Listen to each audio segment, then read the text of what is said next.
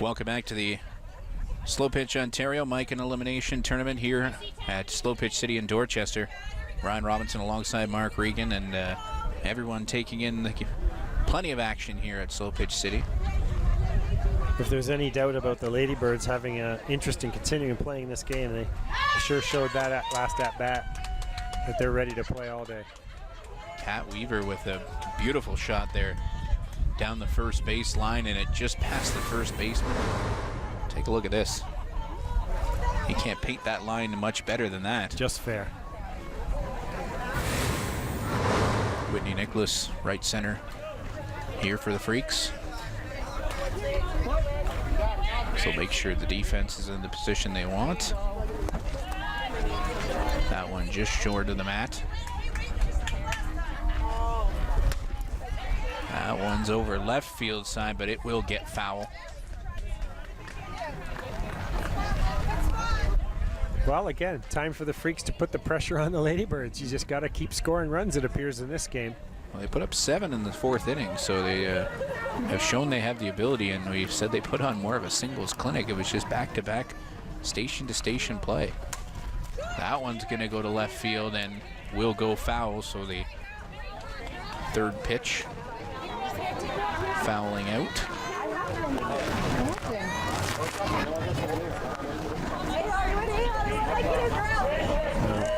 Mentally, the Freaks have to be a little concerned because they keep taking the lead and the Ladybirds keep responding.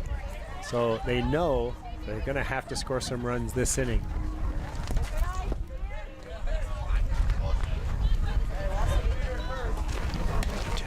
Top of 5 here. That one's going to go second. Tough spot there. No tag at second, so. Again, another tough hop on the second baseman. There's an awful lot of running going on between first and second today, and there's a lot of potholes and dips in that infield. So good job by the second baseman to stay with it, get the out at first.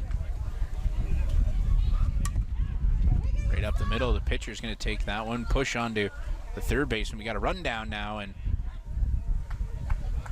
going to be thrown out in between second and third for the third out here. So you see Cat Weaver trying to go to third, figuring the play was going to go right over to first, but the pitcher, when she picked that up, a little sportsmanship too to go along with it. She wasn't expecting such a hard physical tag.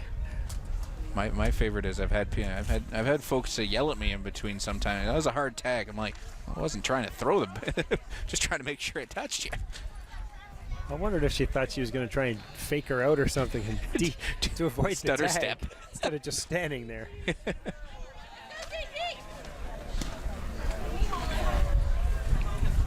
Seen some people with some fancy footwork on the base paths to try and avoid.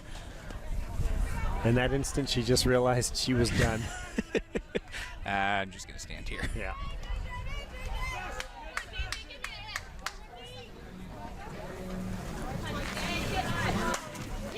Down the third base line, nothing you can do there. Jennifer Edwards starting things off. That's another fantastic line drive. Drives those hands right through the middle of the ball, down the third baseline. There's nothing a third baseman can do. You get to admire a hit like that.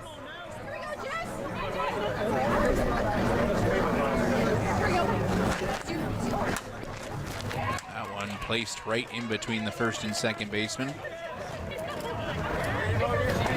So the Ladybirds looking to respond and put a few more runs up on the board after putting up 4 back in the 4th inning. Just continuing what they did in the 4th.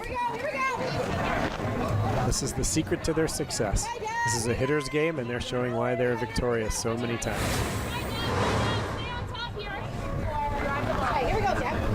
Deb Slats. Inside pitch hits the plate.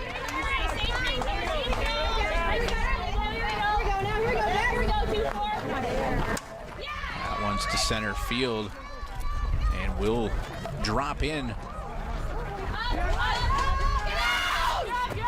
Oh. I think safe was the call at third. It was Did not look like the most comfortable of sliding, that's for sure.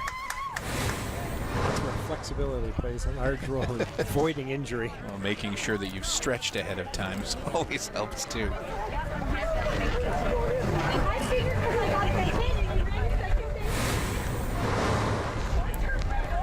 Trish Whaley now.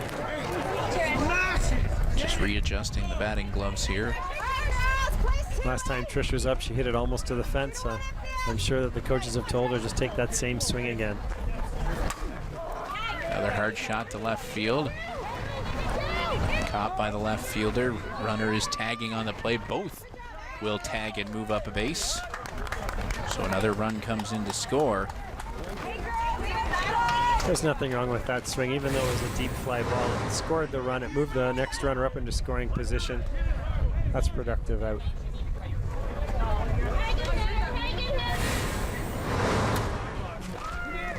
That one left center field. Catching the ball on the run and getting that one back in quickly. Nice move there as the runner at second was thinking about moving ahead.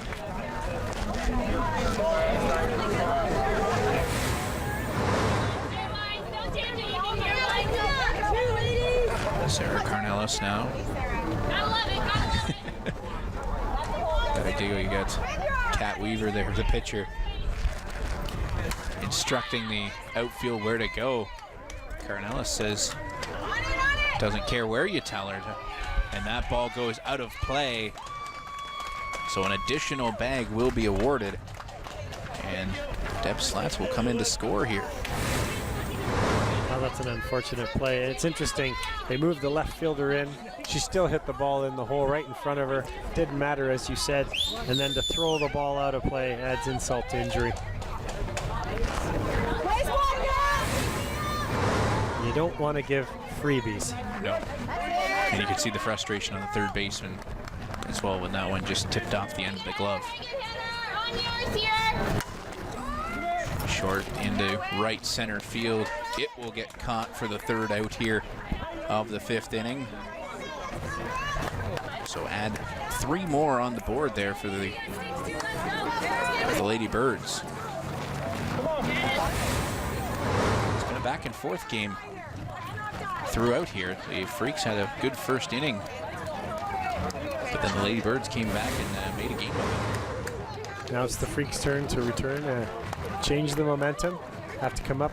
Obviously, it's critical. It's interesting when you're in innings like this and you're the first batter for your team, and you know that the team goes as you go, so to speak. It's kind of, as the phrase, jump on board the train, and I'm going to be your conductor. I'm going to lead the. So this first batter is going to come up. You got to get a key hit, get the momentum rolling, and then obviously, I think they're, as they're coming close here to the end of the game, put some pressure on the Ladybirds to have to come back with some runs to win the game.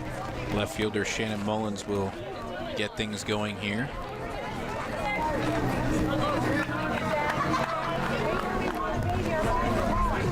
As the Ladybirds get themselves set defensively. You see 13-10.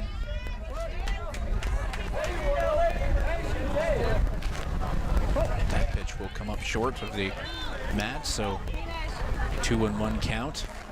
That one will come inside, so a 3-1 count. Pitcher's in control, or the batter's in control, I should say. And that one will float inside again, so a free base here for Mullins. That's an easy way to start. You don't even have to make a swing. You're on first base. 3 straight pitches. Ricky Dutcher now. Big shot to left center field. That'll catch the gap and go for a ride. Mullins gonna go around third. She's gonna come in to score. And Dutcher will come into third with a big triple. That's a fantastic hit. Drove the ball hard, line drive right through in the gap. There's no way either of those girls are getting to it. And then, of course, scoring the runner from third who just went in and went to first on a walk. You have 1 hit, you score 1 run. Insult to injury. The old adage, if you allow a free base, you want to make the opposition pay for it. That sure made the pay for it there. Quick way, this one into center field. Tagging is the runner. She'll come in to score here. No throw to the plate. So the Freaks get another one on the board, bringing them within 2. Now 1. Yes. 1 out. You've scored 2 runs. Let's keep it going.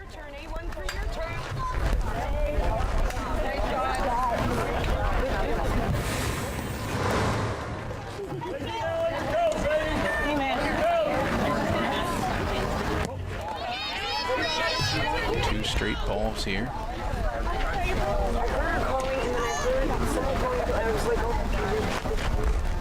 That one will float inside, so a walk as well.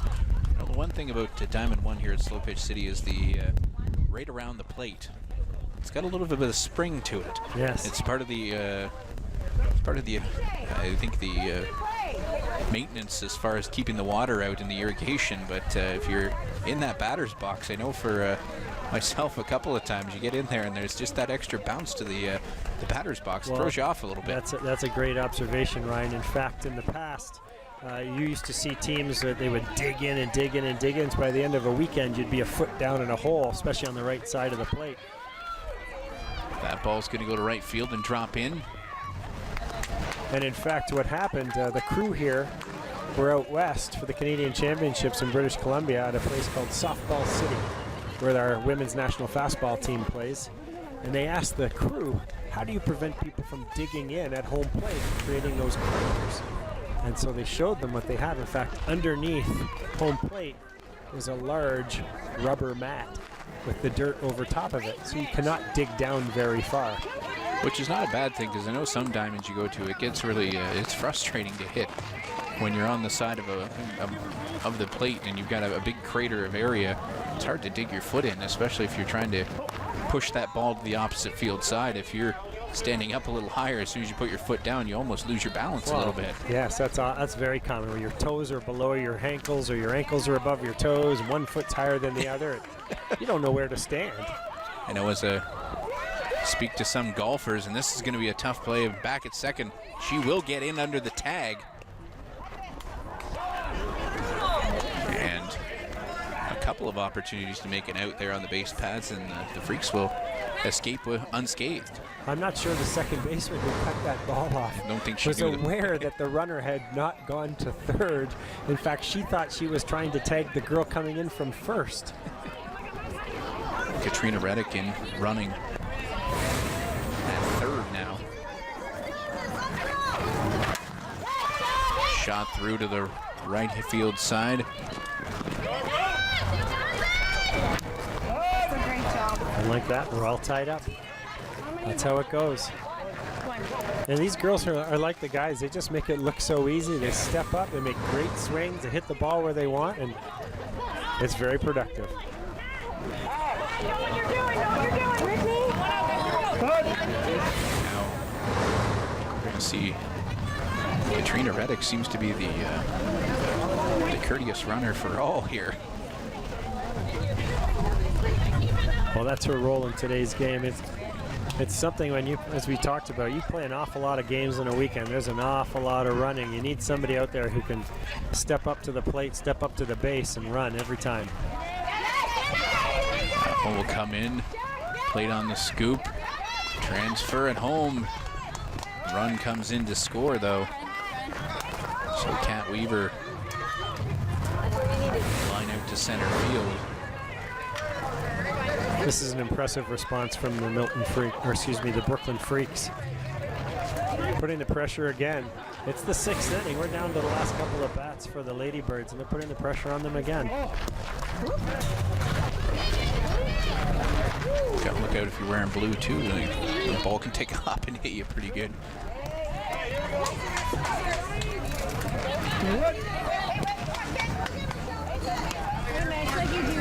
Well, not only do the girls have long days out here at the park, but the umpiring crew, they're often on their feet for 7 and 8 hours in a day umpiring games. Long weekends, that's for sure. Yeah, they're really dedicated to their craft.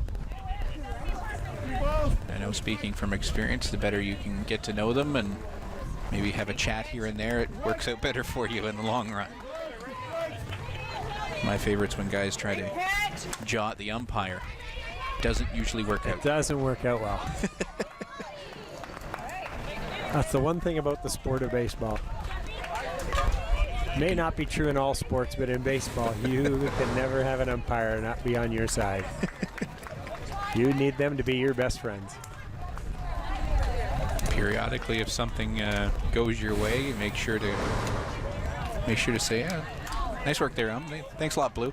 Absolutely. I always make an effort to say thanks and shake the hand of the umpire before you leave, and hopefully next time around when you might need something to go your way, it might go a little bit in your direction. Well, I know they appreciate that too. And for example, we talked about this, the winner of this tournament representing Ontario at the Canadian Championships. It's a week-long tournament. It runs from Monday through Saturday. It's a long 6-day week of baseball. Well, the umpires are chosen from across the country for that tournament too. And of course, during the week, they're not to fraternize with the players at all. So, you know, obviously you got to be gentlemen with them and be considerate of them, but it's always nice at the end of the tournament when the umpires can let their guard down and the players can spend some time chatting with them. Where are they from? How long they've been umpiring, all that. Nice shot to start things out.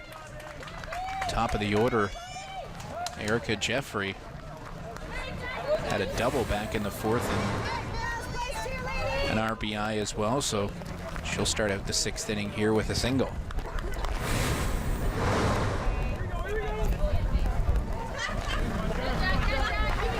Jack O'Quinn flew out to center last time around, but an RBI. She'll get a single now and move the runner up to second. If you watch that swing by Jacker, she brings her hands in tight and just drives the ball across the right side of the field. She doesn't take a step that way. In fact, she steps straight out towards the pitcher. That swing was completely dominated by great hand position. Another nice hard line shot into center field. This one will cash a runner. So the Ladybirds, 3 quick hits. They've got runners on first and second and a run in. Obviously, they're not feeling any pressure here. Just continue to get up and do what they do.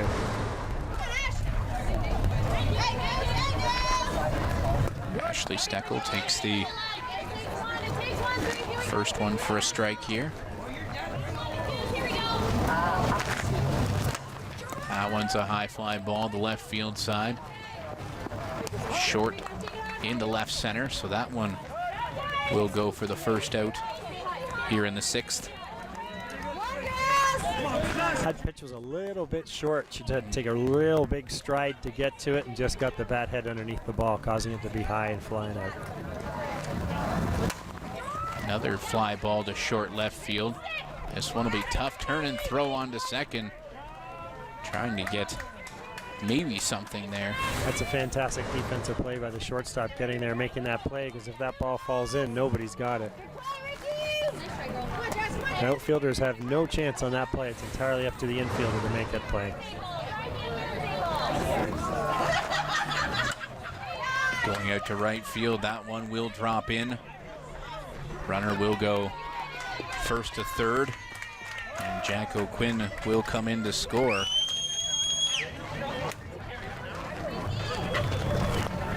There we go. One hit after another, scoring runs. 2 runs come in here in the inning. O'Quinn has come in to score twice now and had an RBI in the 4th inning. This part of their lineup is very productive. And we're going to have a pinch hitter here. Carrie Holland's head. Hey, how about one of your shots, eh? One of your shots, Carrie.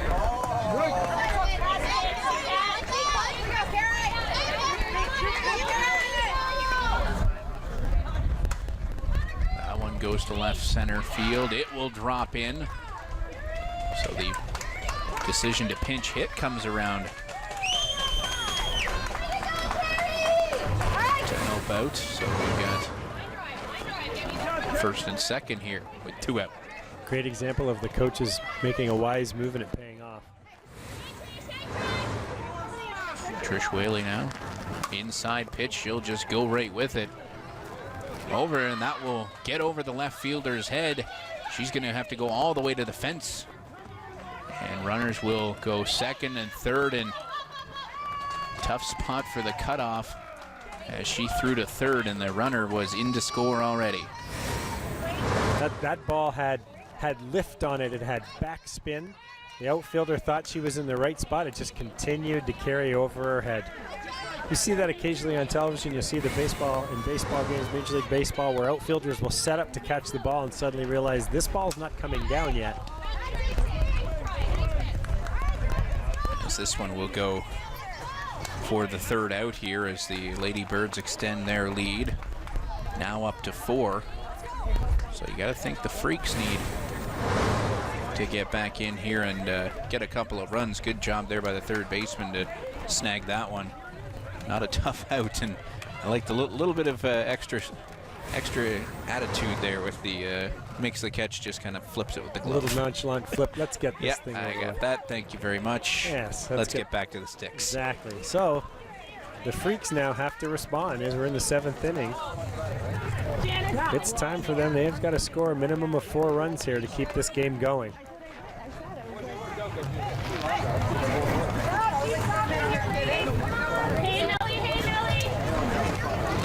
Well, when you've scored 14 runs up to this point, obviously you're good for 4 more. Well, even the last inning alone, they put up 5 in the 6th inning, so. And you look at the way the girls can create their production, the number of runs they've scored. These aren't all off on home runs, obviously. There's been the occasional triple and double, but there is a whole load of singles going on here in this game between these two teams. There's some great batting being put on. Really, the only tough inning the Freaks have had at the bat were the 2nd and the 5th.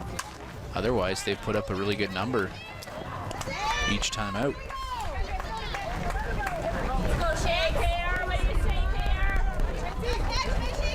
Melissa Holder flies out to center to start out the game here, or start out the 7th inning, I should say. Back to those singles hits. Line drives through the infield, over the infield. First pitch strike here to Kendra Reed. Playing right field. Outside pitch, that's going to go to the shortstop side. Good hard throw on to first. And it's 2 quick outs here in the 7th. Shannon Mullins walked and came around to score in the last inning in the 6th. Everybody, time to focus. And just make sure when you swing it, it's your pitch. Don't swing at something that you can't hit. That's going to go left field side. Catch is made. And that's the 3rd out, so the Ladybirds, after being down earlier in the game, end up picking up a W here with an 18-14 final. So handshakes at home plate as always, and we will be back to wrap it up next here on Rogers TV.